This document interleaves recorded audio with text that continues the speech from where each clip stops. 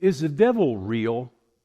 You know, some people don't believe that there is a devil, that there's no such thing as demons and stuff like that. Even in theological circles, you know, they've come up with the idea in higher criticism that the devil was just a barbaric man's way of describing psychosomatic illnesses or something like that, that they didn't really have demons in them, they just had mental problems. And yet, you know, there's a real difficulty if you take that route as far as being a believer. If you believe the Word of God, you know, what are you going to do with the Adam and Eve story? You say, well, that, you know, a snake story with, you know, and talking snake and all that. You know, obviously there was an ability to communicate early in our history, that man was able to communicate on some level with animals. I can't explain everything, but even if you don't believe that story, what are you going to do with Jesus? Jesus talked more about the devil than anybody. Jesus said that in talking to, you know, the men that were coming against him, the religious leaders, he said, you have your father, the devil. He's saying the devil's fathered you. Where you're going and what you're thinking is the thinking of the devil. There's even a verse in the New Testament that says that for this purpose, the Son of God was manifest. Now listen to this. Here's his purpose. Here's the purpose.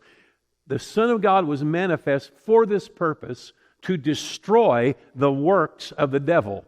So is that a figment of our imagination? Are the New Testament writers writing about something that that they just don't know any better? You know, poor disciples. Well, poor Jesus. Jesus is fasting and praying and seeking God for 40 days, and the devil comes to him to tempt him.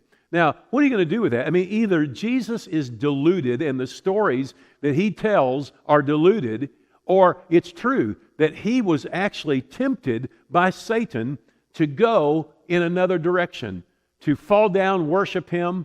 You know, he's going to fall down and worship what? A psychosomatic imagination or a deception? This is actually an entity, a person that comes to Jesus to tempt him, and Jesus tells him to get out. But he comes back again later on in different ways, tempting people. We actually find that demons are inside of people that Jesus casts out. These are very real, and I don't have time to go into it now, but I've actually encountered demonic powers in people and cast them out of them and seen them set free. I want you to know demon powers are real, and guess what?